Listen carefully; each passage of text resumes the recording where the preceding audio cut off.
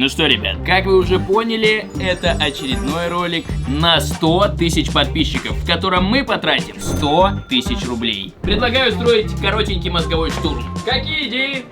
Купить на 100к арбизов и высосать озеро. Может быть, сделаем куб из желе, его можно скинуть, в него можно врезаться, в нем можно застыть. Его можно есть. Его можно есть. Это может быть и прикольно, но это не удивительно. Может быть, возьмем на газу? Нам не хватит, мы купим 1-2 баллона. Но если так смотреть, гелий стоит дешевле. Только мы уже с гелием снимали это. Насчет гелия, если просто взять и заменить где-то, не знаю, в мире воздух на гелий. Вообще, если честно, звучит достаточно интересно про гелий. Только вот единственная одна проблема, то что дышать в нем реально нельзя. От этого умирает. Можем взять баллон. Да, в которых дышат под водой. Давайте сейчас попробуем просто сделать что-то типа маленькой комнаты и попробуем туда наполнить. Просто чисто для интереса. Хотя бы голову туда, чтобы можно было засунуть. Это можно просто набрать в туалете гелия. Небольшая комната, и мы в ней поместимся. Ребята, вот он! Нашелся небольшой баллончик с гелием. Умеют ли летать мусорные пакеты? Я видел, на улицах летают. Так, и что у нас? Причем открыто. То есть гелий взлетает вверх. Да ладно! Как много его там? Видно? Лёх, видно? О, он, короче, прямо вот здесь. То есть его вообще можно вот так хранить будет?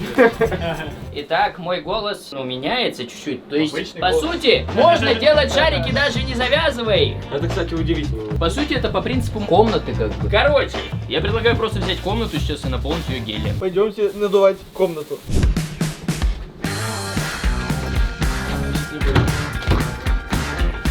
По-моему, это самая маленькая комната. Самая маленькая. И самое вонючее. Мы заменим сейчас. Короче, геля, наверное, у нас хватит только на эту комнату, к сожалению, сейчас. Поэтому я предлагаю провести тест здесь. Простите нас, пожалуйста. Это эксперимент, и здесь не брезгуют. Ты серьезно? Я на секунду поверил. Я сейчас зайду. Давайте скинем. Ну, Диман. О, почему я здесь оказался? Кто будет открывать? Я могу открыть. Давай мы задержим дыхание. Подожди, если вдруг я не смогу дышать, мне надо опуститься вниз, получается. Получается. Так. Ближе к унитазу. Давай на 4. Раз, два, три.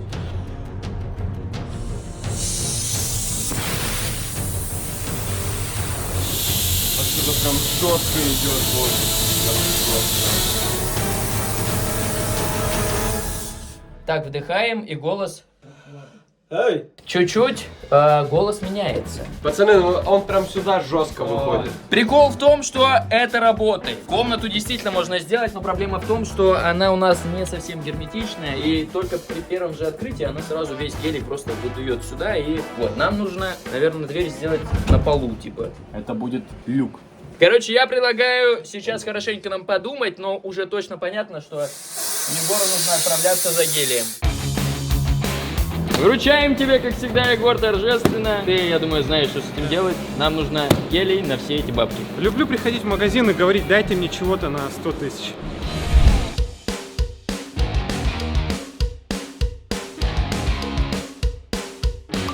Вот мы отдали 100 тысяч рублей за баллоны и пойдем их забирать.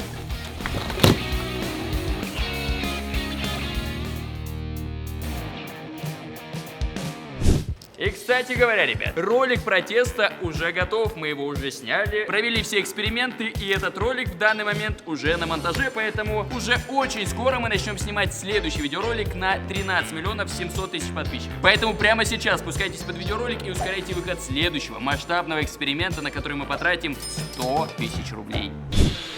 Теперь нам надо построить специальную комнату, чтобы заполнять гелием.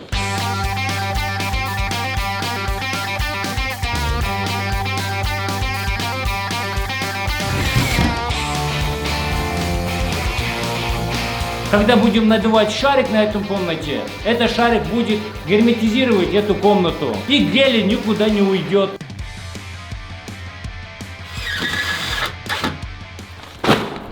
Итак, наш пакет, с помощью которого мы будем герметизировать комнату, мы сделаем из полиэтилена.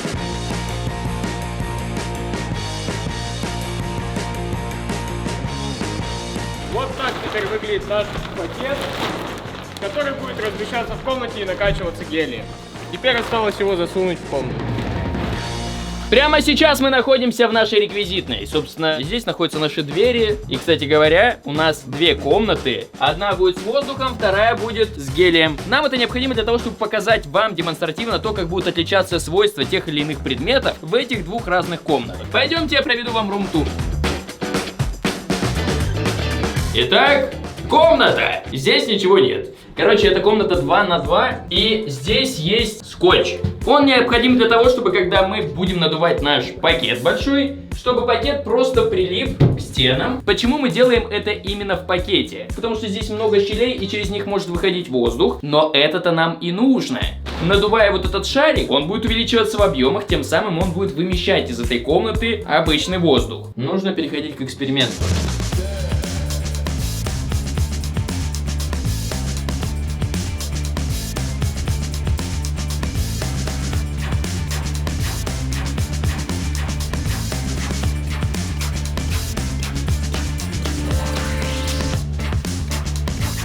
Чтобы вы понимали, там примерно так же опасно дышать легкими, как под водой, что мы решили использовать акваланги. Это все вообще не шутки, это серьезный эксперимент, в котором, если что-то делать неправильно, можно просто-напросто умереть. Но мы делаем все правильно. Чтобы случайно не вдохнуть носом гелий, так как маска только для рта, оденем такие маски. Такое чувство, как будто мы и правда под водой. Отлично.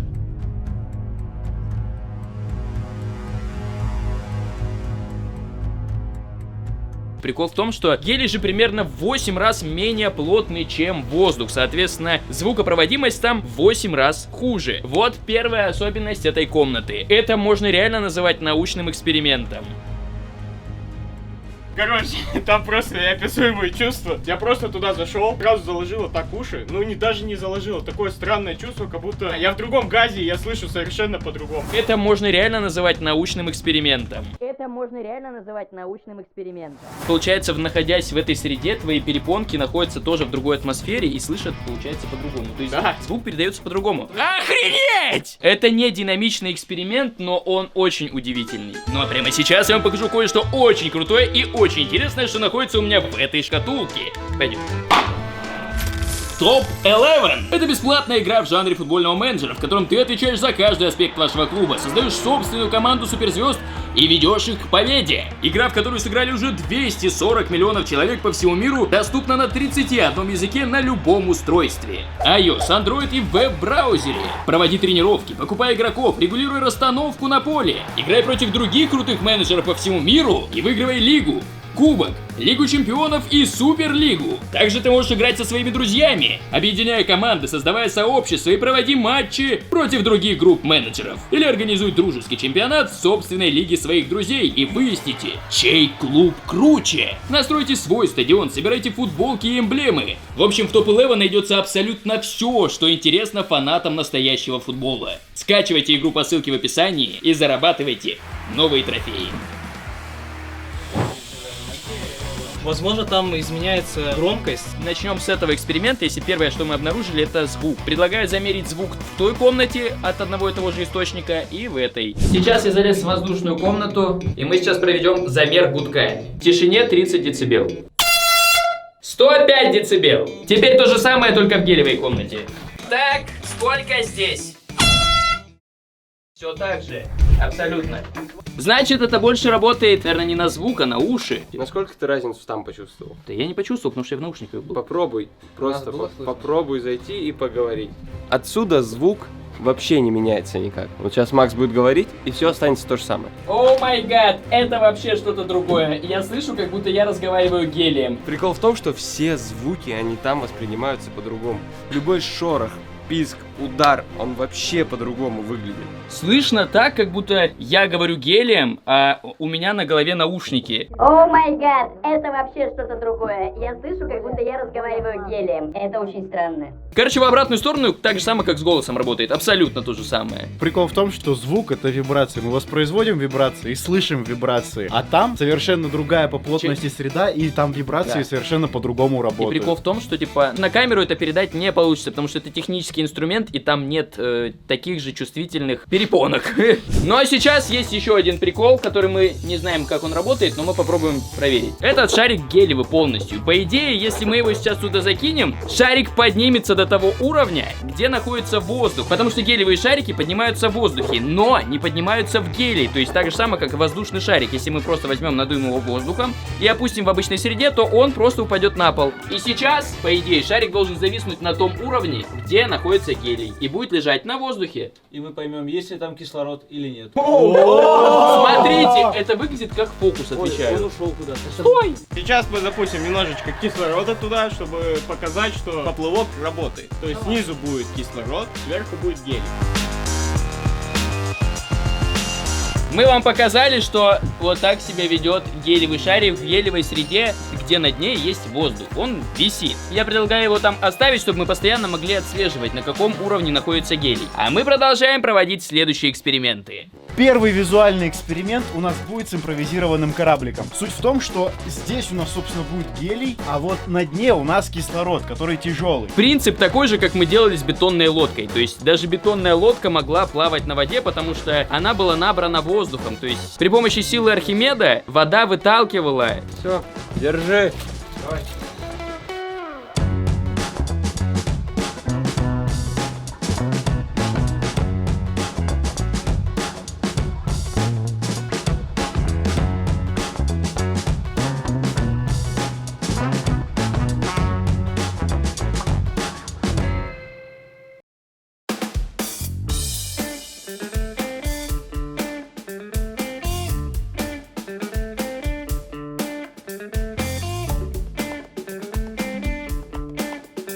Этот эксперимент у нас не вышел. Нам стоило это попробовать сделать, потому что в интернете такой информации вообще нет.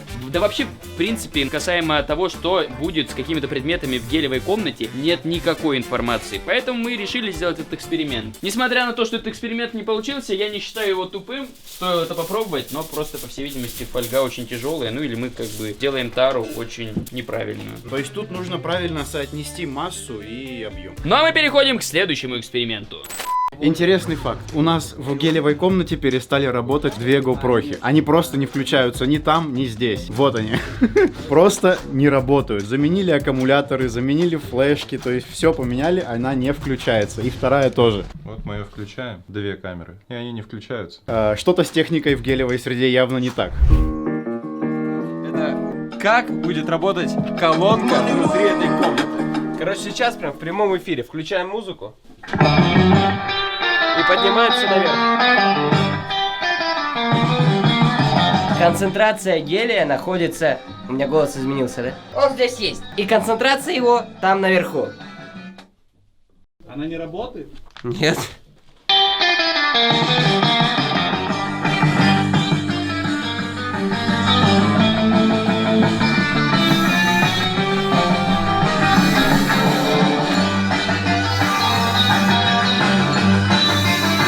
Получается, что не работает. Переходим к следующему эксперименту. Итак, увлажнитель воздуха. Сейчас мы находимся в комнате с обычным воздухом. Как себя будет вести пар? Итак, как вы видите, пар просто поднимается наверх. Посмотрим, что будет с ним в гелевой комнате. Может быть, он будет падать, а может быть, он поднимется еще быстрее. Итак, включаем увлажнитель воздуха, пар идет. Теперь мы его поднимаем, потому что повыше у нас больше гелия. Посмотрите, гелий стелится вот здесь, то есть он падает сразу. То есть если мы его опустим, пар держится только в одном месте. Он разбился здесь на слои. То есть вот я снизу его держал один слой, сверху второй слой. То есть здесь в промежутке нет этого пара. Пар в гелии падает, а в воздухе он поднимается. Все логично, как бы неудивительно на самом деле. Следующий эксперимент тоже такой полунаучный, интересный. Короче, суть в том, что внутри обычной лампочки находятся инертные газы, что и позволяет, собственно, лампочке гореть очень ярко. И при этом она не перегорает. Если ее включить здесь, она сразу же перегорит. Но по идее, гелий это инертный газ, и возможно в его среде лампочка будет гореть. Итак, в обычной комнате мы сейчас попробуем разбить лампочку и включить ее.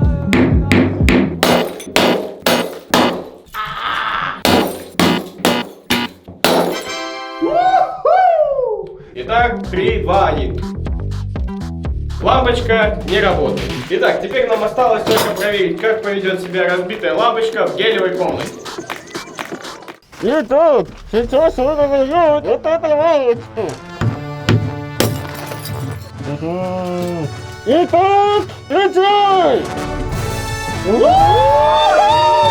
Нифига себе, она горит здесь! Горела как и светила, и просто горела от нее, исходил огонь. Она горит там порядка 2 секунд. Но почему это происходит всего лишь 2 секунды? Проблема в том, что мы поднимались и опускались туда несколько раз, из-за этого все-таки туда попал кислород. Из-за этого вольфрам начинает окисляться и перегорает. Но из-за того, что там высокая концентрация гелия, она все-таки может продержаться 2 секунды. Охренеть! Охренеть! Это реально удивительно. Я подумал, что если там газы смешаны, что если высосать вот так вот весь воздух и накачать до гелия, то должно сработать. Давайте попробуем. Момент истины. Шарам, я отойду подальше. Как? Охренеть! Что произошло? Она будет. Шарик соскочил, гелий нагрелся, потому что он начал увеличиваться, Да, давление да. увеличилось. И опять же я повторюсь, ребят, где вы такое увидите, кроме как на нашем канале. Подписывайтесь, вы должны это сделать. Итак, ребят, сейчас мы переходим к следующему эксперименту с квадрокоптером. Обычно он летает в воздухе, он для него предназначен, но плотность гелия значительно меньше. С точки зрения логики, ему просто будет, возможно, не за что цепляться, и он просто-напросто не взлетит. Но так это или нет, мы сейчас проверим. Но для начала мы запустим его в нашей воздушной комнате.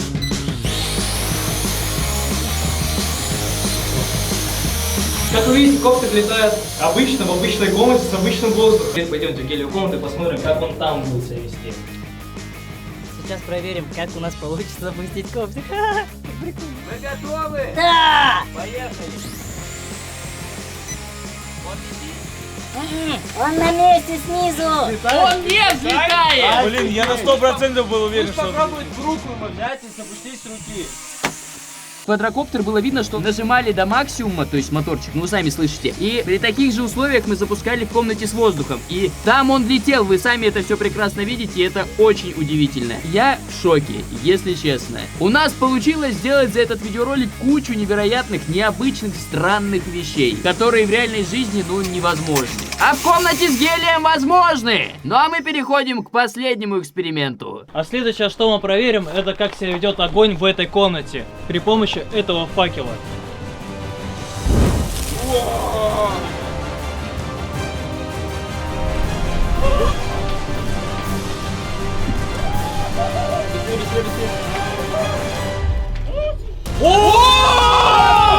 Потух! Да!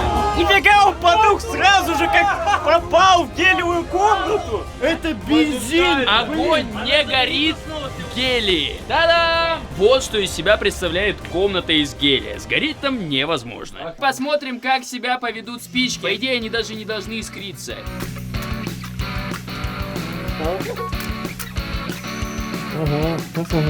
Ребята, у нас есть артиллерия. Непотухаемые спички. Сейчас проверим. Такое ощущение, как будто она сейчас должна именно просто тлеть, но не гореть. Это же не потухаемая спичка. Огня нет! Она тлеет, но не горит! Офигеть! Вот, видите, горит. О! Бенгальские огни. О, блин, вот это выглядело вообще странно. Просто потухло или как?